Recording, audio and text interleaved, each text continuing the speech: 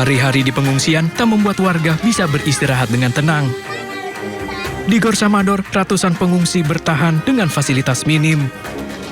Anak-anak, balita hingga lansia terpaksa tidur beralaskan tikar tanpa matras atau kasur lipat. Kondisi ini pun mulai berdampak pada kesehatan. Sejumlah anak-anak mengeluh gatal pada kulit akibat serangan serangga. Kalau untuk kebutuhan pokok untuk bayi balita belum dapat. Belum dapat ya? Alas tidur? Alas tidur sudah berupa tikar begini. Kalau untuk kasur tidak, karena biasa serangga juga naik jadi gatal-gatal. Oh, mulai terasa sakit ya? Biasa bintik-bintik juga pengaruh serangga tadi. Serangga. Para pengungsi berharap bantuan segera tiba. Bukan hanya alas tidur, tapi juga obat-obatan dan layanan medis. Data BNPB mencatat gempa telah menelan 87 korban jiwa dan melukai 1.298 orang. Pada hari ini, secara kumulatif jumlah yang meninggal ada 87 jiwa, sedangkan jumlah orang-orang yang luka atau korban yang luka ada mencapai 1.298 jiwa.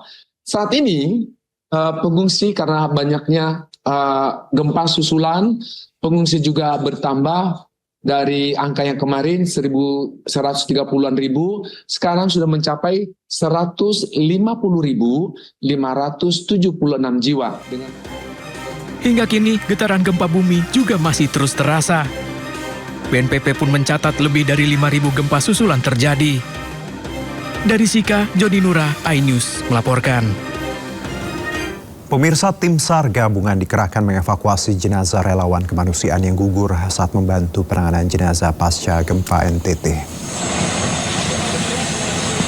Ya, ini adalah jenazah Ahmad Zaki, pemirsa, yang meninggal dunia akibat kelelahan saat mendistribusikan bantuan dari Reo, Kabupaten Manggarai menuju Desa Satar Padut, Kabupaten Manggarai Timur, Jumat petang.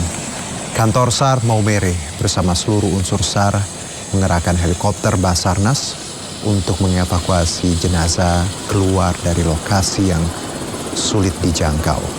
Setelah dievakuasi, jenazah lalu diterbangkan tadi melalui helikopter menuju Bandara Komodo, Labuan Bajo, lalu dibawa ke RSUD Pratama Komodo untuk pemulasaran jenazah sebelum diterbangkan di rumah duka di Jakarta. Bela sungkawa yang mendalam terhadap keluarga korban, di mana korban adalah relawan kemanusiaan. Pada saat kejadian, yang bersangkutan dalam rangka pendistribusian logistik dari Reo menuju ke Lambaleda. Kemudian di perjalanan dia merasa kondisinya kurang baik, sehingga mengatakan kepada rekannya menghentikan kendaraan logistik tersebut, dibantu karena untuk melepaskan jaket maupun helm. Dalam kondisi tersebut rekannya membantu, namun korban tidak sadarkan diri dan dibawa ke puskesmas terdekat, yaitu di Dempak. Pada saat pemeriksaan dari dokter di Dempak, korban dinyatakan meninggal dunia. Ya, pemirsa, warga kabupaten masih bertahan di tenda pengungsian mandiri karena gempa masih terasa dan rumah mereka rusak. Dan berikut laporan rekan kami Muharlin dari Desa Mbai, Kabupaten Nagekeo. Pemirsa, 1 minggu pasca bencana gempa bumi berskala 7,7 magnitudo yang mengguncang Kepulauan Flores, Nusa Tenggara Timur, warga korban gempa masih memilih bertahan di tenda-tenda pengungsian yang tersebar di 70 titik, khususnya di Kabupaten Nagekeo ini. Warga memilih masih bertahan dikarenakan faktor karena kondisi rumah mereka yang kebanyakan sudah hancur dan sudah tidak bisa ditempati. Ini membuat warga harus tetap memilih bertahan begitu di tenda-tenda pengungsian yang telah disediakan. Selain warga yang berdiam di tenda-tenda pengungsian yang sudah disediakan.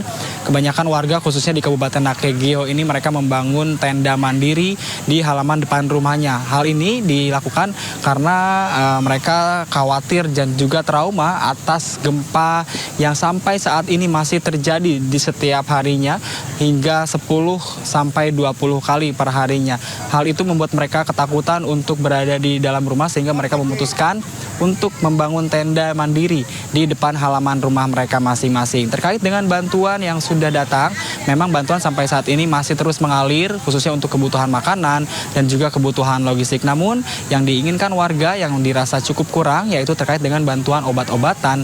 Kemudian yang paling penting ini bantuan untuk kebutuhan susu dan juga lansia seperti kebutuhan bayi, kebutuhan popok bayi, kemudian kebutuhan alas tidur dan juga kebutuhan selimut mengingat malam hari cuaca di Kabupaten Nakegeo ini sangat dingin dan juga selain itu hal yang paling diutamakan ini bagi warga yaitu seluruh korban gempa bumi di Kabupaten Nakegeo ini meminta untuk kepada pemerintah terkait dengan pembenahan atau pembangunan serta renovasi rumah mereka yang hancur.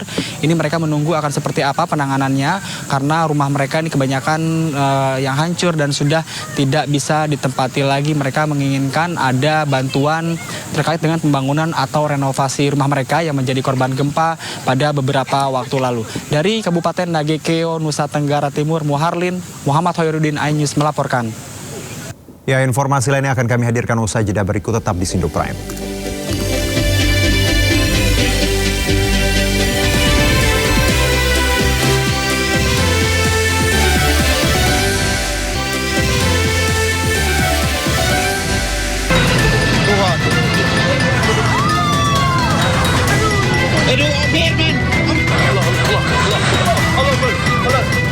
Ini yang paling terbesar sudah.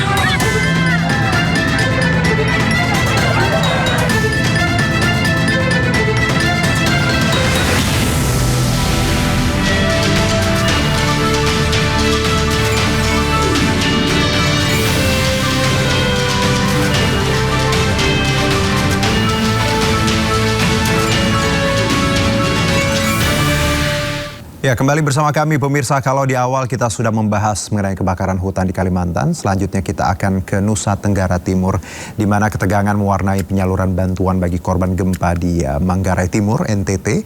Camat Lambaleda mengamuk di posko logistik mempertanyakan jumlah bantuan yang dinilai tak sesuai dengan kebutuhan warga. Bilang bapak punya bantuan banyak supaya orang dengar. Di telepon saya rekam terlaluan.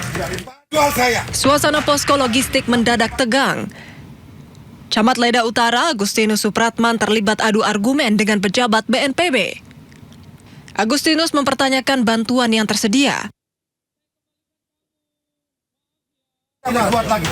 Datang tekan, bapak mau bantuan saya. Ia menilai bantuan yang diterima tidak sesuai dengan data warga terdampak. Untuk 11 desa. Agustinus mengaku harus memikirkan bantuan untuk lebih dari 21.000 warga di 11 desa. Saya bagi rata 11 desa. Saya bagi rata 11 desa.